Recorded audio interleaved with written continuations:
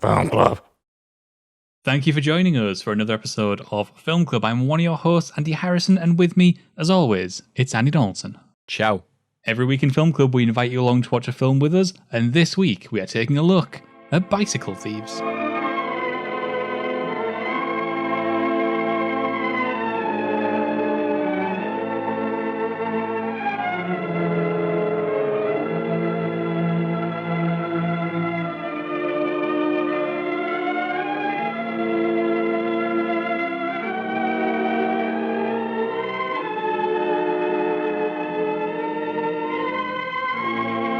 It's in post-war depression, so it's a rough time for Italians.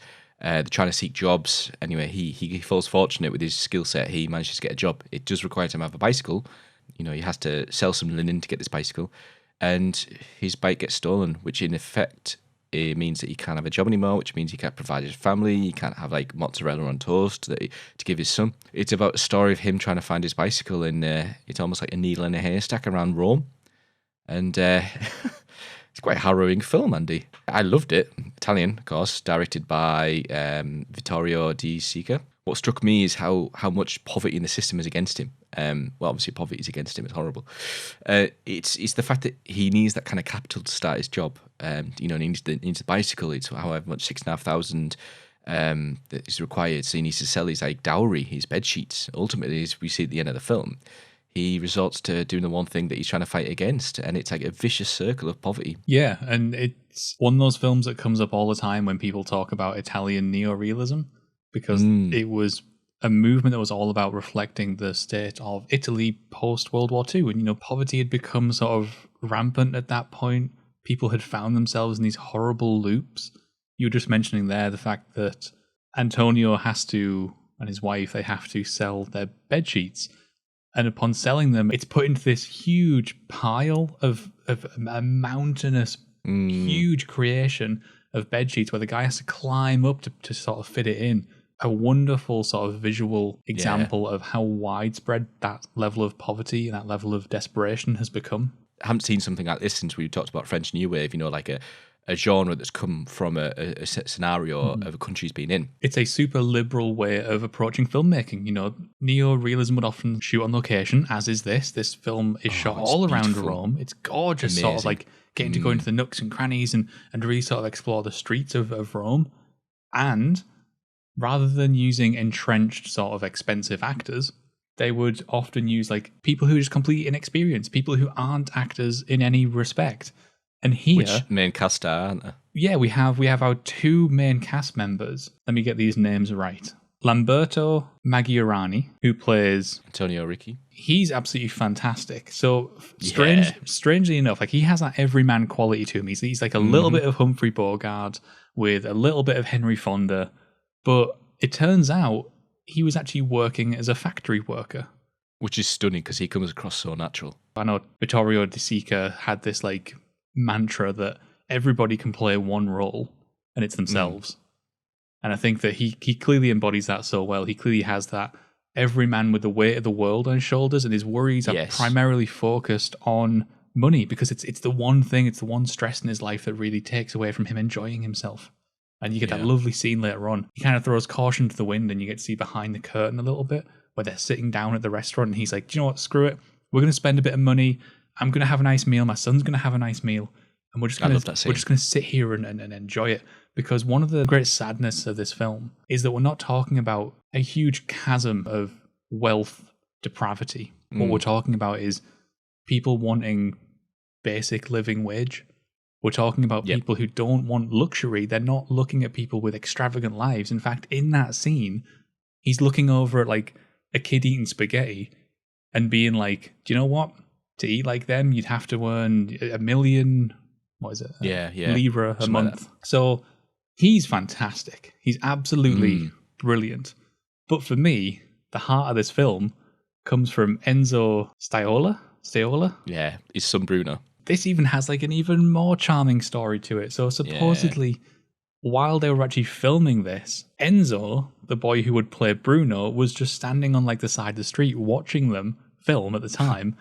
And he ends up being one of the most characterful, rich, three-dimensional characters in the entire film.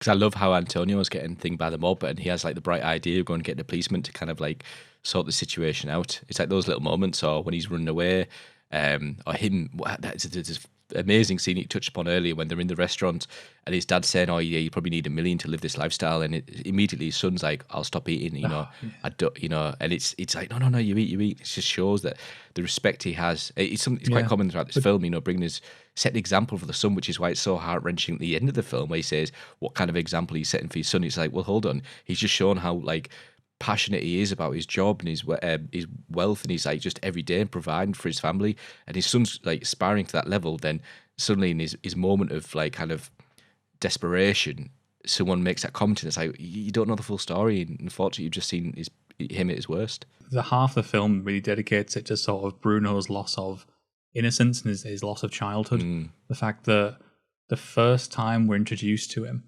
he's the one who's looking after the bike, and he knows that bike intricately. Then the next morning, like when he gets dropped off at work. The kid's 8? Later on, like there's tons of times where he just sort of tells him, go grab the streetcar, or wait here, I'm going to go off. And there's that one scene where it all sort of like the reality of him being a child sort of hits Antonio, because he freaks out, and he sort of rushes over to where this kid's fallen into the river. And thankfully, obviously, Bruno's fine, but there's that little moment of reality where you sort of have to strip away the fact that Bruno isn't actually an adult, even though he keeps getting treated like an adult. Yeah, that's sort of forced upon them because they're in this situation where they can't really afford to just give him a childhood. I think my favourite thing about this film is, have you been to Italy, Andy? Mm-hmm. All right, okay. I love Italy. I go there quite often. I've been to Rome a fair few times. And my favourite thing about this film is, whilst nowadays Rome is quite a modern city, all over its tradition, you've got the old buildings, the old style. It looks amazing. It's such a wonderful city to go to. Now, what's brilliant about this film is, it came out in 1949 or something, 48, and the streets and everything, as you see, yes, it's in black and white, but that's how you would see it going there now. One of the scenes is Porta Portese, which is in, I really hope I pronounce this right, is Trastevere, and it's a beautiful place. Like, me and our girlfriend, we went down there, and there's some amazing places to eat, drink, and the streets are absolutely sublime. So him going through those seats, I really hope it was shot there, because everything just looks absolutely like just breathtakingly amazing, culture and everything. And I felt like I was back in Rome again. I love the city; it's one of my favorite cities in the world. And going and watching this film and how his art style of like filming on the streets, not having sets, it was wonderful to like kind of watch, and it was one of the most engrossing things about this film. It's something I want to watch more of his work, because again, I just feel like I'm back there in Rome, and it's truly beautiful place to be. And I'm quite, as you can say, I'm quite homesick now. I kind of want to go to Rome. It's gorgeous, and it's that level of realism that helps everything else sort of land. Totally. Like there's moments in this film that are fundamentally frustrating by design, because they're there to show you the injustice that's in the world, and it all comes together because everything feels so natural. So little of this film takes place on sets. Instead, you really feel like you're sort of down there. You're part of this world. You're part of the society. You really get behind Antonio, even though much of his sort of progression is one-minded, much of his development is sort of very plot-orientated. The world around him is so well realised that you really feel for him, especially in those moments later on in the film where he does eventually, out of astronomical odds and luck and maybe a gift from the gods or whatever, he finds the thief. He finds the needle in the haystack. And yet even that isn't enough for him. And that neighbourhood rallies behind the thief and just tells him, no, you're wrong. We're going to stand up for him. No one's going to stand up for you. Like, just leave. And ultimately, that's what he has to do. There's no satisfying, like, denouement. There's no satisfying, arcing conclusion and heroic rise to power. Instead, what you're left with is something that's a bit more grim, and it's a bit more sad, but it's also a bit more real. Yeah, it's a beautiful film of harrowing despair and desperation. So there is the Bicycle Thieves. You can let us know in the comments below what you thought of Bicycle Thieves, or you can hit us up on Twitter, as always. But Andy and I are going to be back once again next week, where we're going to take a look at one more piece of Italian cinema with And the Ship Sails On. Looking forward to it. Can't wait. Until then, get watching. Bye.